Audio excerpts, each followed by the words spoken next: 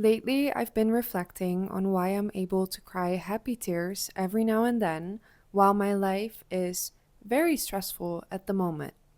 It's something new for me and I'm really enjoying it. I'm a deep feeler in general. I can see the beauty in highs and lows, but I've also been through a few depressive episodes where I felt nothing. So these happy tears are really striking to me. So I started tracking them to make sense of how this was possible when for a long time I thought that just being content was the highest possibility for me, which was also something I was okay with. If I would end up being content, I would be happy with that. The happy tears usually happen in pretty mundane moments. For example, when I hear a song I like, when something reminds me of my family, when I bake a recipe I love on a Sunday morning and I feel really calm doing it. It happened last weekend when I sat down on a terrace after visiting a museum that was more inspiring than I thought it would be. We were sitting beneath linden trees, and linden is one of my favorite herbs.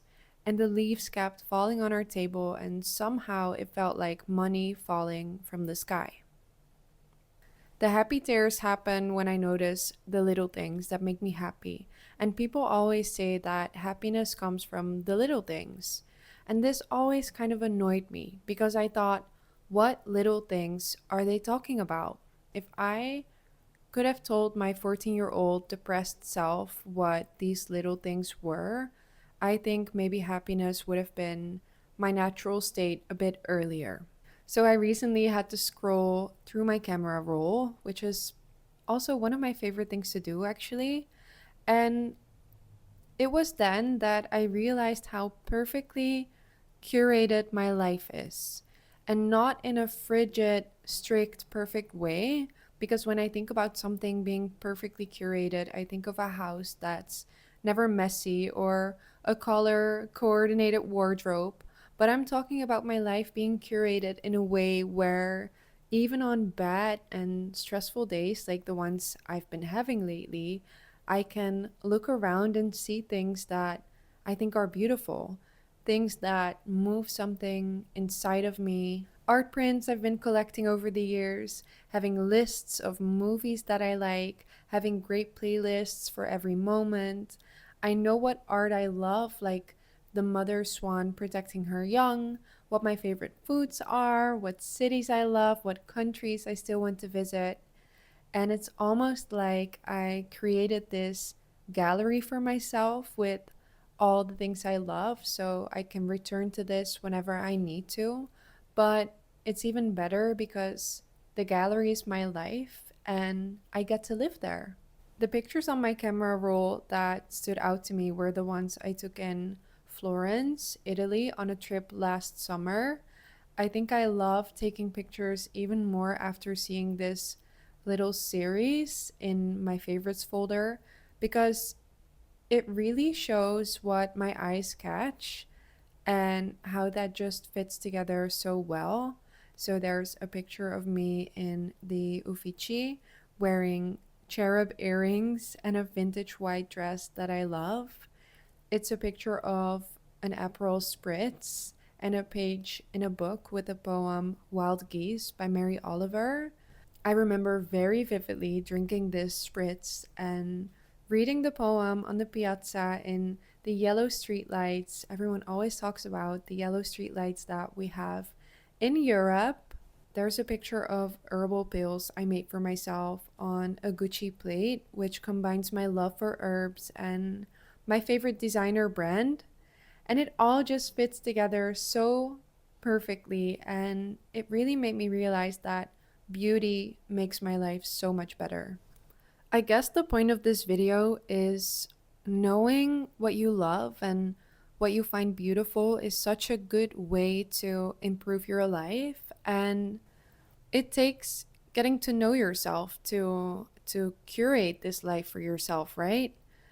And I think beauty is actually neuroprotective. It's very good for the nervous system, for your hormones. And I really feel this. This whole curating my life led to me crying happy tears on my 27th. So I can't even imagine what my life is going to look like when I'm 50. Curating your life is not only about buying things, it's about curating experiences, collecting beautiful memories.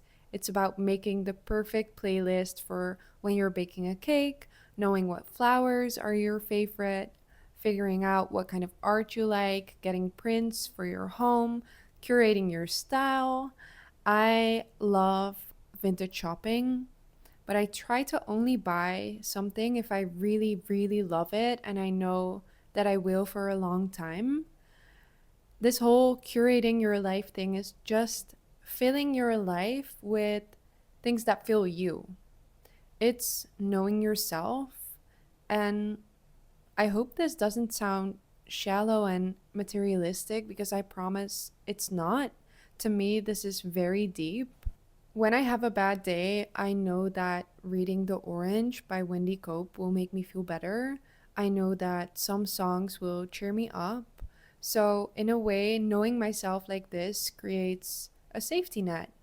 And I do fall into the net quite often, and it feels very comforting to know that something will catch me when I fall. I don't know how to end this video, but I'll give you my top three of the things I've been loving, the things I've been curating. I have this hair oil that I bought in Italy with one of the women from a painting from Botticelli, who is my favorite painter. I really love all of his paintings. There are a few things in my house that I've been collecting over the past few years. I have a vintage pink velvet chair, and it's beautiful. It's my favorite thing ever. I love my books. I've been collecting books, if you will. I once saw a post of a girl that said, "Don't feel bad about buying books and then not reading them. You can just see your book collection as a wine cellar. You'll read the book when you're ready for it, when it's like the perfect moment to read this book." And that was very comforting for someone who likes to buy a lot of books and doesn't read them straight away. I could go on for days about all the little things I love, all the things in my life that I've curated. I feel like I've become such a professional in just finding them and asking myself, what does this make me feel? Does this make me feel anything? And just making a mental note of, I don't know, the paintings I like. And I do have a journal. I actually write down a lot. I really love my Spotify playlist called To Be a Lover is to Be Rebellious, with some very beautiful love songs that they make me cry. They make me feel so much gratitude. They make me feel so in love. So it's really everything you create for yourself, everything you curate for yourself to look at, to listen at, and to live with. It's just creating this whole perfect scenario and then fully enjoying it and just drowning in the beauty of life. I still don't know how to end this video. So if you made it this far, thank you for watching. Please tell me all about the things you love, the things you have curated for yourself in your life. Please tell me about the little things that make life worth living for you. I'm editing this video and I just got a notification of the pattern on my phone, and it says, "The next 12 months are about having the courage to create the life you want to live." What a beautiful coincidence. What a beautiful sign. So I hope this video can be your sign to create a beautiful, beautiful life for yourself.